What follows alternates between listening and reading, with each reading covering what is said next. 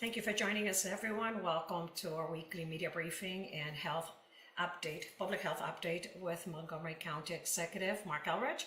I'm Lorna Virgilio, Hispanic Public Information Officer, and joining us today is Dr. James Bridgers, who is the Director of the Department of Health and Human Services, as well as Dr. Nina Ashford, Chief of Public Health Services. And our special guest this afternoon is Heather Brodsky, who is the Director of the Office of Food Systems Reliance. Thank you for joining us. Good afternoon, Mr. County Executive. Good afternoon, everybody. Thanks for joining us. And I think, as you know, this afternoon, the House of Representatives is meeting to vote on ending the federal shutdown. The Senate-led agreement, which has the White House blessing, ignores the catastrophic implications of legislative proposals that threaten our community and, frankly, much of the nation. We need a continuing resolution, once again, that genuinely addresses the healthcare crisis. Failing to act now means we face an impending explosion of cost of health insurance for many Americans and those who depend on help from the government. The rising costs associated with the Affordable Health Care Act premiums, allowing them to expire, is going to impact every family trying to make ends meet. And for some families, it could mean being asked to pay 50% of their income toward health care or worse. Seeing millions of people nationwide choose to forego health care coverage is a real risk. I think about Montgomery County, where we've got, more than 50,000 households who pay half their income for rent. If they have to pay the other half of their income for health care, I shudder to think how they're going to manage. There's also a devastating impact that a new fiscal year will have on civil service ranks. We've seen the dedicated employees fired after years of service through the draconian reductions in force, or RIFs. I'm glad to see that this includes temporary protections to reverse these RIFs and protect more RIFs, but that ends at the end of January, and we need to go further. Let's remember that while the shutdown complicated our situation, it was already dire. Marylanders have already been struggling to pay their bills due to soaring grocery prices, and soon it'll be higher energy costs that'll be putting strains on family budgets. Our local economy has seen an increase in unemployment, and some business owners decided it makes more sense to close their doors than to struggle on. I, like so many others, are very concerned about the Senate vote to end the shutdown. What did they get for it? Nothing's been resolved on the cost of healthcare premiums. And without that, thousands of our residents, millions across the country, are going to face enormous increases. We already have estimates from one of our nonprofit providers in the county that they would anticipate 10,000 more residents who could be added to the rolls of our county clinics. Our county clinics are the kind of last line of healthcare in the county for people who can't afford or have access to insurance. Additionally, this is nothing more than a promise to hold the future vote by mid-December on extending health insurance tax credits. This problem needed to be resolved and should have been resolved to get the shutdown ended. And it shouldn't be kicked down the road. And my concern, it's kicked down the road, and then the Republicans will do what they want to do. No new protections for working families, no additional resources for struggling communities, nothing that would justify the harm caused to millions of people who live paycheck to paycheck is in this bill. And the worst part of all this is that the sole basis for defunding Americans who already struggle in the most costly system in the world is to give tax cuts to billionaires. That's it. It's not about efficiency, not about a better way of doing things. It's simply about working people in this country are getting something that stands in the way of billionaires paying even lower taxes than they already do. Other issues that are resolved temporarily, the rescinding of 4,000 layoff notices that went out in October, is rolled back.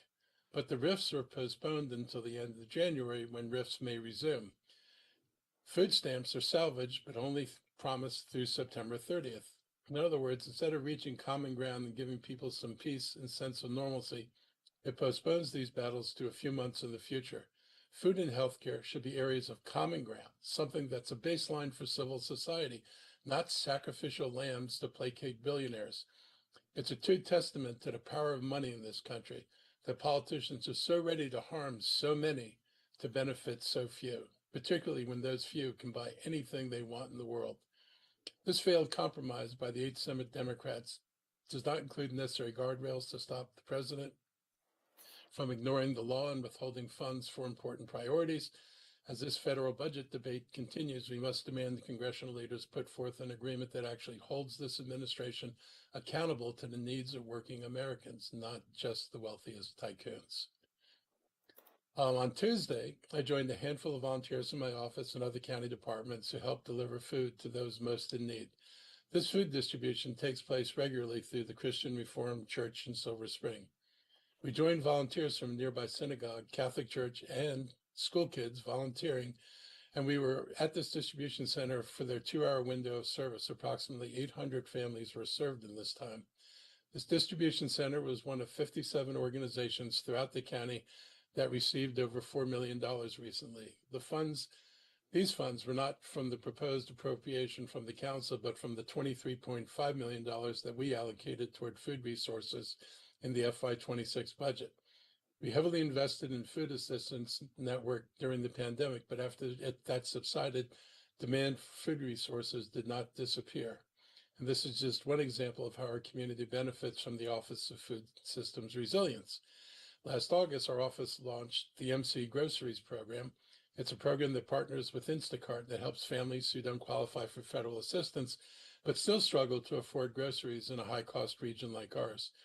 Over the last year, we provided more than $1 million in grocery stipends to working families, giving them the ability to shop where they want and to buy food for their families that they actually want to eat. I'm pleased that we are expanding this program from 500 to 700 households. On average, each of these households has 2 children. What's important about this program is that it addresses the SNAP gap, and the SNAP gap refers to those individuals who live in our community who make too much to get SNAP benefits, and they don't qualify for SNAP. Our Office of Food Resilience Director, Heather Bruskin, was on our media briefing a couple of weeks ago while I was away, but I wanted to have her back to update you on where we are with SNAP benefits, as well as to talk about the expansion of MC Groceries program and how it's helping individuals in our county. So welcome back, Heather. Well, thank you, Mr. County Executive, for having me with you this afternoon for the opportunity to speak about this important issue. I'm Heather Bruskin, the Director of the county's Office of Food Systems Resilience, and it has been a whirlwind past month regarding the impact of the federal government shutdown on nutrition programs. SNAP and WIC were fully funded with federal dollars in October, but November has been much more complicated. SNAP is typically dispersed starting on the 4th of the month, and benefits are rolled out alphabetically for the following 2 weeks. The current state of SNAP benefits in Maryland is that effective yesterday, participants with disbursement dates between the 4th and the 12th received approximately half of their typical monthly disbursement, and the remaining families will receive this partial payment on their standard disbursement date. These benefits are fully funded by the state of Maryland. It is unclear if, when, or in what amount the federal government will be contributing to the November benefit, as they've been taking court actions all the way up to the Supreme Court this past weekend to enable their non-payment of benefits during the shutdown, including from the $6 billion in federal funds that are set aside specifically for circumstances like this. The USDA notified states on Saturday that they are to halt all processing of benefits immediately, and that they risk financial penalties if they move forward with full payments of benefits. I have no indication that this has impacted the partial benefits coming to Marylanders. It's also important to note that the USDA recently notified SNAP vendors like grocery stores and farmers markets that they're prohibited from providing special food or financial support to SNAP families during the shutdown. Even when the shutdown ends, it will likely take time for the federal government to formally permit the states to move forward with benefits, and it takes typically a few weeks for benefit amounts to be calculated and activated by the processing companies.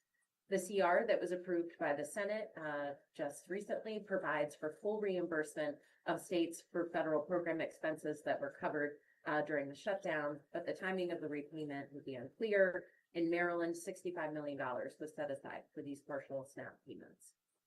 The food access challenges that are currently being experienced by our community underscore the reasons why the county executive created our office in 2022, recognizing that we need to build networks and programs at the county level to ensure stability and food access for all residents during disruptions. whether it's a pandemic, a supply chain issue, climate-related weather events, or in this case, a national political crisis. One of the innovative programs that we've recently created is MC Groceries, which leverages local funds to support county residents who struggle even in more stable economic times. In Montgomery County, at the time of the federal change in administration, and I'll just go to screen share here just to make it a little bit easier to follow along. You all can see that. Is that visible?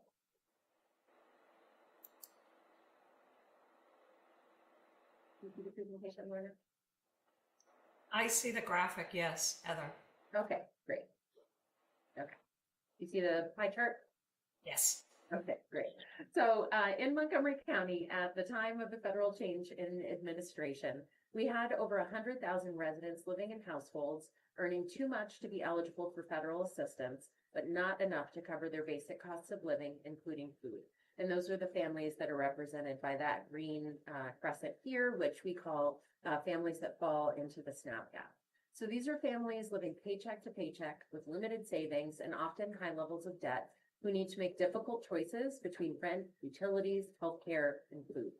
By stabilizing their resources for feeding their family, we can reduce the uncertainty for meeting all of their household needs so that they can be productive, healthy contributors to our economy and to our community. MC Groceries was created in 2023 through the Strategic Plan to End Childhood Hunger, which provided $1.8 million for this program to activate a partnership between Montgomery County and Instacart Health. And this is, to date, still the largest partnership of its kind for Instacart with the local government. OFSR worked closely with the county's DHHS to identify eligible families and enroll them in its program's first year. Eligible families have to live in Montgomery County for the duration of the program, have incomes below 400% of the federal poverty level, and that's basically the amount that the county's Department of Health and Human Services has determined as the self-sufficiency standard for county residents. And they have to have at least one child under the age of 18 that is not enrolled in SNAP. So families receive $100 per eligible child per month, up to $400 per month. Participating families shop on the Instacart platform for eligible purchases. These are approved food items only, and so you can see that highlighted here. If you're buying a banana, it indicates that that's an eligible purchase. They can choose the retailer that they would like to shop from, and so there are about 20 store banners reflecting 80 different storefronts in the county that partner with Instacart. And they can choose if they want to pick up or have the food delivered to them, and benefits are replenished every month. We know that our MC Groceries families are working families who regularly experience financial challenges and typically are not being reached by other forms of food assistance. The demographics of our participant population closely mirrors that of the county overall, with English, Spanish, and Amharic as the most common languages. Our office conducts a pre and a post survey of the first cohort, which indicated that key impacts of the program participation are a direct shift from having to use walking, public transportation, or rides with friends for food access, and instead those families are using delivery services. They have more time to cook nutritious meals, support children with homework, and have funds available for other household expenses. As one caseworker once told me when she was talking with a family that was eligible, they said, but I've never been eligible for something before. But now I won't have to make a choice between my rent or my food costs for my family, and I can actually pay my utility bill this month. These comments that you see here as insights from program families indicate how the higher cost items that they often have to skip, like proteins and fresh fruits and vegetables, are now accessible to them through this program. The ability to choose what they're receiving also is significant to ensuring that they can serve what's familiar to them and that they know that their kids will eat. This is one of the number of new initiatives that the OFSR has implemented that connect residents at risk of hunger to local retail options. And that also includes through some other programs that are grant funded through the county government, mobile markets at healthcare sites, and partnerships with local grocery stores that are owned by county residents. And so now we're launching enrollment in the second cohort of this program of MC Groceries by expanding to up to 150 more households. Recertification requires documentation of eligibility, and we've worked closely with our expert partners in the Department of Health and Human Services in the county government and at the Montgomery County Food Council to connect families with the program.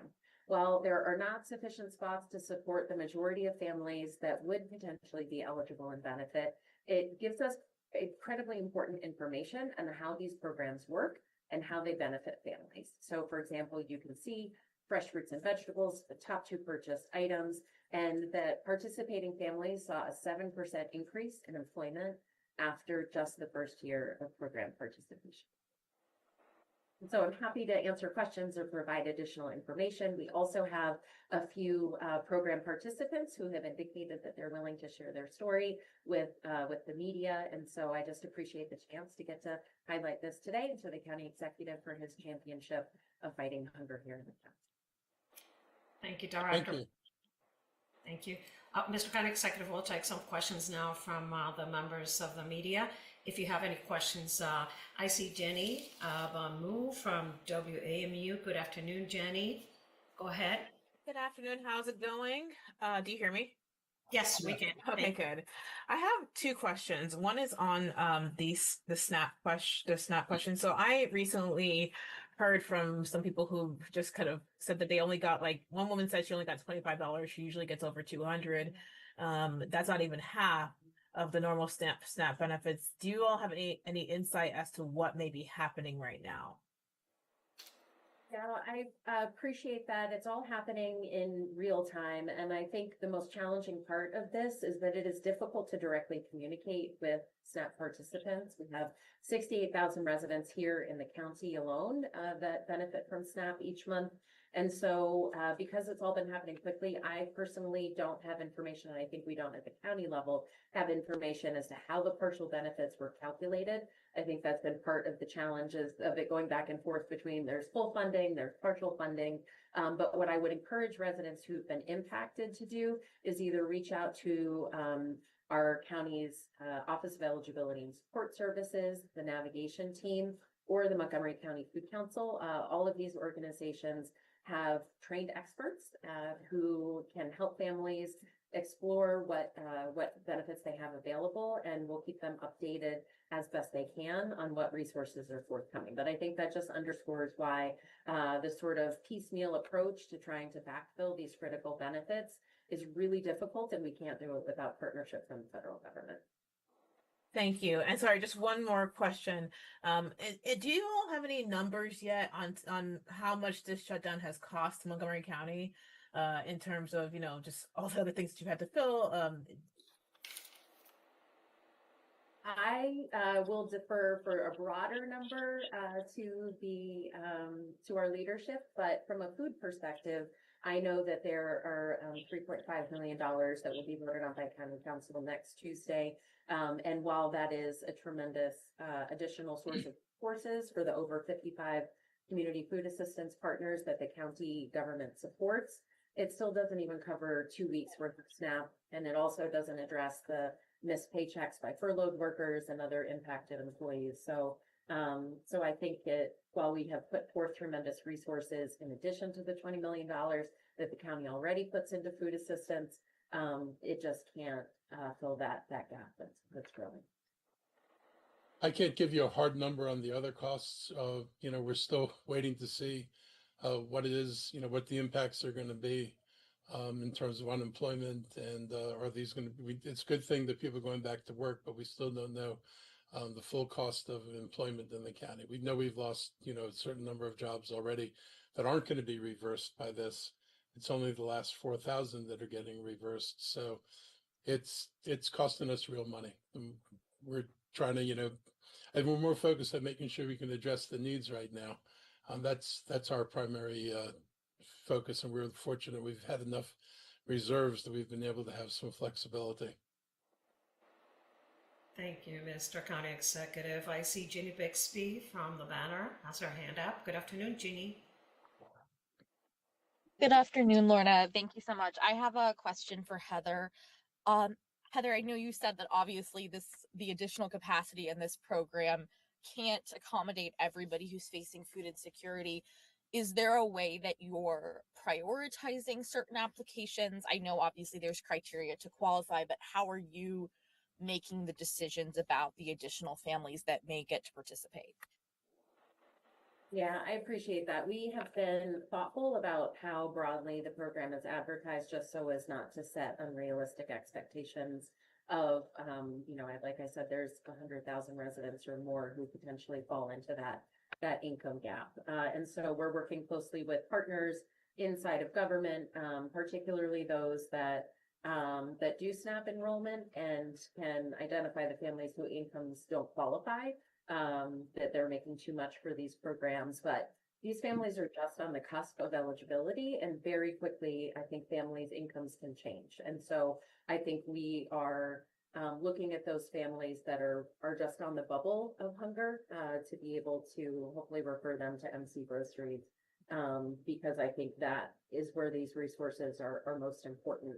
And also encouraging families to be aware, especially those that have experienced sudden income loss, that free and reduced rate meal program applications are always accepted by MCPS. There is no cutoff date for those. So families that now find themselves maybe eligible for the first time should be submitting those applications as well, and just recognizing that there's a lot of transition, and 80% of our partners are seeing people who are seeking food assistance for the first time. So I think that's certainly a population that we're looking to support mostly as well. Gotcha. Thanks so much. Thanks, Jenny. Thank you, Jeannie. Members of the media, any additional questions for Director Bruskin this afternoon? Seoli Hackabee, remind me, are you with Bethesda today? Yes, Bethesda today. Yeah, so question for Heather. I spoke to some people at the Upcounty Hub the last time that I was there about the people who are applying for SNAP benefits now, who don't already have them but are trying to apply. And I was told that they still are taking people's information and, making sure that those applications are ready to go when the federal government is processing applications again. But I was just wondering if you have any idea how many people have applied for SNAP benefits during the shutdown and haven't had their applications processed because of it. Yeah, that's a great question. I do not have access to that information. I think that's usually the reports on SNAP are about a month delayed, so we probably won't find out about October or November until next month. But I do know that that is absolutely true, that SNAP applications are still eligible to be submitted. I think one bright spot that we have been celebrating is that Maryland recently released their one application, which simplifies a lot of the nutrition benefits and other assistance program applications. And so our office with county funds supports 6 different organizations that are nonprofits with trusted community partnerships that provide support to residents submitting SNAP applications and navigating benefits assistance. So I know they have been hard at work, not just answering questions of current participants, but also those who are recertifying, who are potentially subject to the new work requirements and other eligibility restrictions that were in effect starting November 1st, as well as new applicants. So I haven't had a chance to see trends yet, but I know that that work hasn't slowed. So Heather, let me just jump in. Thank you for that question, Seoli. So I can follow up with Dr. Oscar Minzer, who is our social service officer, and we can try to gain some of those numbers. We often share those numbers with Director Bruskin and all the great work that she continues to do in this space. And so we can get some preliminary data. Peter Sinclair is our public information officer, and he should be able to obtain that information. But let me just quickly go back to Jenny's question regarding the amount of SNAP benefits that went out. I can presume, and this is just my presumption, that some of those initial benefits based on Governor Moore's support may have been reduced to ensure that all receive some level of benefits. Now, we can follow up that as well. I do have a question out to Dr. Mensa just to see whether or not that is actually the case. that they are prorated just so all folks in the state of Maryland could receive some benefits. But I need to confirm that as well. So just wanted to add that point of information as well. Thanks again, Director Bruskin. Thank you, Dr. Bridgers. Members of the media and Saoli, thank you for your questions. Any additional questions for the director this afternoon? I am told that her PowerPoint presentation can be provided to members of the media that request it. So thank you for that, Director. We're going to transition to other topics. If you'd like to remain on this event, please do so. But if you need to depart, feel free to go. Mr. County Executive, other topics. Heather, thank you so much for joining us. This is important, and we're trying to keep people informed about where they can get food help, because we know the needs are going to continue. We saw that this weekend. And thank you for being there with us. This week we had other fun things happen, like it got really cold, and we got a preview of winter with an Arctic temperature blast across the county, which brought our first extreme cold alerts of the year, and the first message from Alert Montgomery this season, warning users about a freeze warning that's affecting us. When the wind chill dips below freezing, the county ups its efforts to help more people get inside this year. Despite our efforts to help families experiencing homelessness, we continue to serve a high number. There are more unsheltered families now than there were in January during the annual point-in-time count. This blast of cold weather serves as a timely reminder to prepare for extreme weather conditions. And our Office of Emergency Planning and Homeland Security collaborates with every department in the county to ensure the public receives a cohesive message about how severe weather can affect them. Our county's improved its communication across departments to serve all residents better. And the winter will bring challenges for many as heating costs are on the rise. Last week in our Montgomery Update newsletter, I shared tips to help people understand how to conserve energy and potentially save money before their energy bills arrive. I want to remind people to utilize the services available through the energy companies to break up payments or find relief for their energy costs. Advance notice of emergency, even just a few minutes, can make a big difference for a person's safety. And that's why we created the Alert Montgomery system to help everyone be better prepared for the dangers that they face. Another important step is putting planning into action, and montgomerycountymd.gov/make-a-kit, that's one word, you can find information to help you and your family prepare for a range of emergencies that could impact anyone. So there are multiple ways to get assistance, and we're trying to make sure we can be as helpful as possible for people who are trying to plan in the face of possible emergencies. What can they do? We continue to do our budget forums, and we're coming to the end of them now. I moved our budget forums to the beginning of the budget process when I first became executive, and it's been very helpful in getting the information before our budgets are complete so we can incorporate some of the things we hear into the upcoming budget.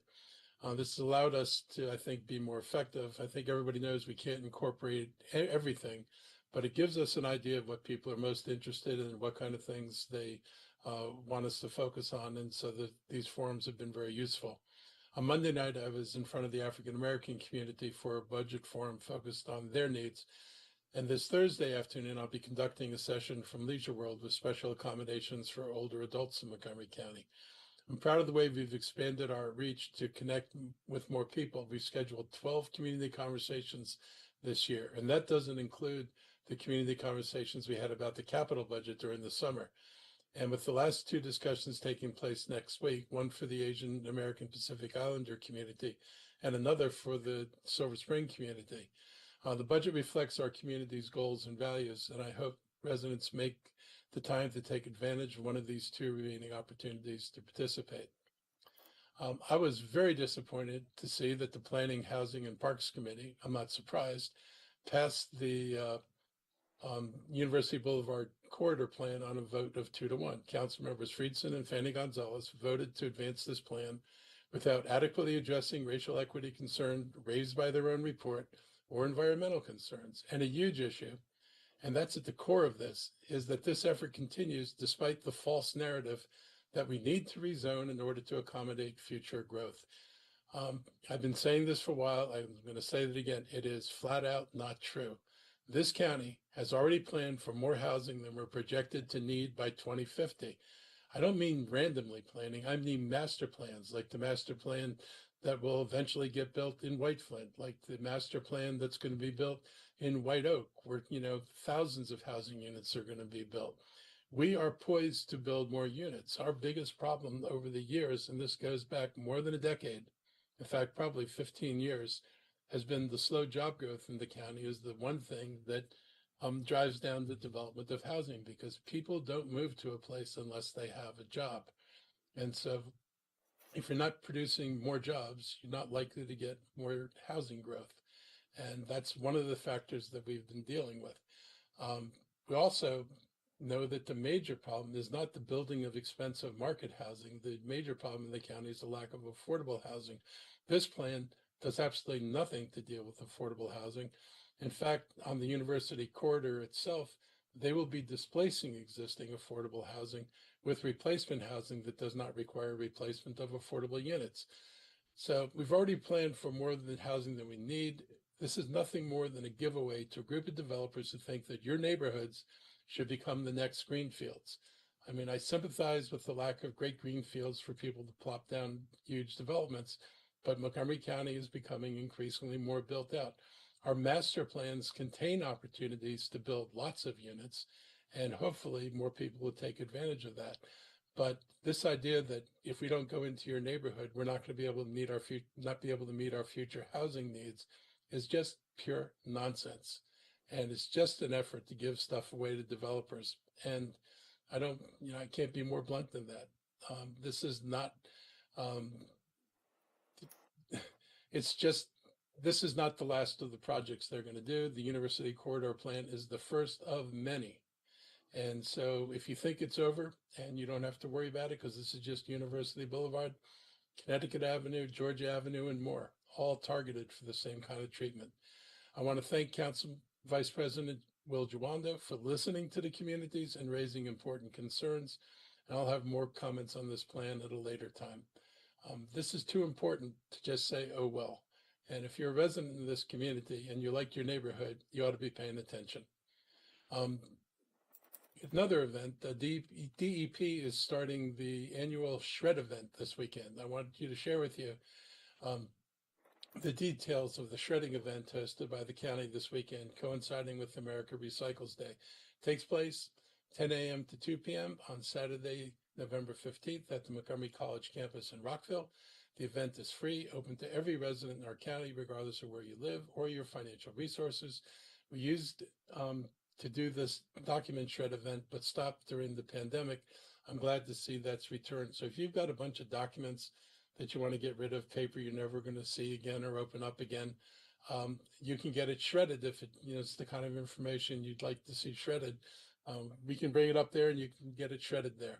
Every ton of paper we keep out of a landfill or incinerator helps us move closer to our zero waste and climate goals. Recycled paper gets sent to facilities where it's turned into new products that saves trees, conserves energy, and reduces greenhouse gases that contribute to climate change. Being careful with disposing documents that have personal information is an important practice to combat identity theft. This is much better than just putting what could be important papers in the trash. People deserve a simple and responsible way to dispose of personal documents, and if residents have old tax records, bills, or files stored in the box at home, please let everybody know that this is an opportunity to dispose of them safely and responsibly. Next Saturday, the community will be out once again for the Thanksgiving Day Parade, which starts at 10 a.m. in the Silver Springs Arts and Entertainment District. The parade will begin on Ellsworth Drive and Fenton Street, and then go south on George Avenue to Silver Spring Avenue. This parade brings out the best of who we are as a community. Every year, I see the streets lined with people from end to end, supporting our high school bands, cultural dance groups, and live performers. This year's parade is going to be the first major public event that will be promoting the county's 250th anniversary. Next year, on September 6th, will mark the quincentennial since being created as a jurisdiction. So 250 years ago, we became a jurisdiction. Last weekend, I added the Montgomery County History Conference to my list of things to do, and I attended the conference at Montgomery College in Germantown. It was very well attended and was a very fact-based and honest presentation on our county's history. A lot of the focus in it is the history of African American communities in Montgomery County. One of the, some of the important things to realize is that, the Black population was a higher percentage of Montgomery County's population at the end of slavery. That population dropped to 4% in the 1960s in the early 1960s, because Black people were not able to buy or rent land in Montgomery County. So as families grew, the inability to find more places to build a home or more places to rent led many Black families to have their children have to leave the county. That ended in '67 when the covenants that were on property in Montgomery County were deemed not enforceable, and that allowed Black families and also Jewish families to move anywhere in the county they wanted to move. There were, of course, impediments between redlining by the bank and real estate agents who, for some years, continued to try to steer people to certain communities and away from others. But the change that occurred in the 1960s made possible the larger changes that occurred in the county. I want to thank and acknowledge Matt Logan, the executive director of Montgomery History, for inviting me to the event. Very well attended and very fact-based, not whitewashed history. Donald Trump, no doubt, would have been very unhappy with the event. I'm very happy with it. People need to know the history of where you live and the society you live in, and you don't know that if you try to erase history. And that's not something Montgomery County is going to be doing. Before we open questions, I'd like to give my staff an opportunity for any updates they want us there, and I'll share, and I'll start with our health team.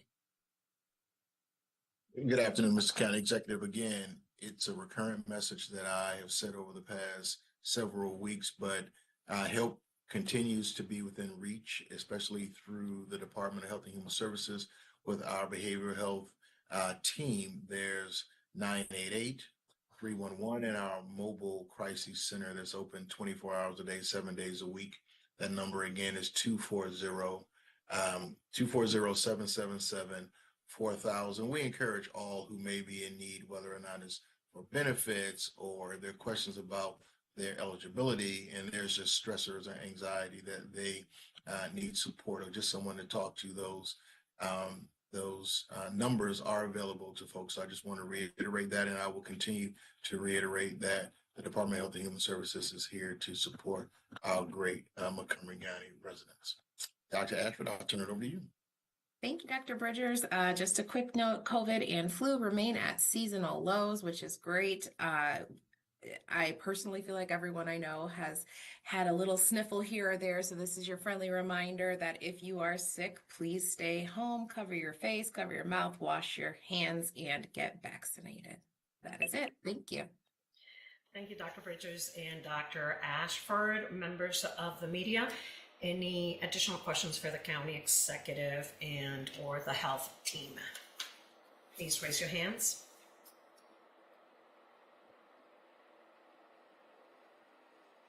No more questions? I guess, there is Jenny. Good afternoon, Jenny. Go ahead. I was almost ready to say goodbye. I know. I was like, let me just get this one last question in. Mark, we County Executive Mark, we've talked before about the data center out in the old Dickerson coal plant area. We're working on a story about kind of looking at the proposal that has the idea of putting warmer water back and using the water to cool and then putting it back into the Potomac. And, this is something that some people have brought up as a concern. I had talked to some ecologists about it. And one of the things they brought up was, the growth of different algae or different, the changing of the habitat that exists, the aquatic life that exists there.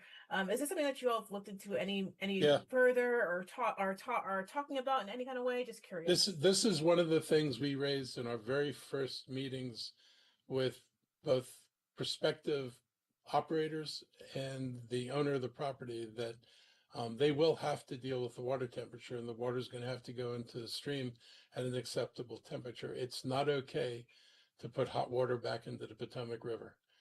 So we're well aware of this, and that will be one of the things that, we seek to ensure when a project goes forward, that the water there is returned as it should be. Thank you, Jenny. Thank you, Mr. County Executive. Any additional questions this afternoon? No more questions? Thank you, everyone, for joining us. Have a great afternoon. Stay safe, and we'll see you next time. Thank you.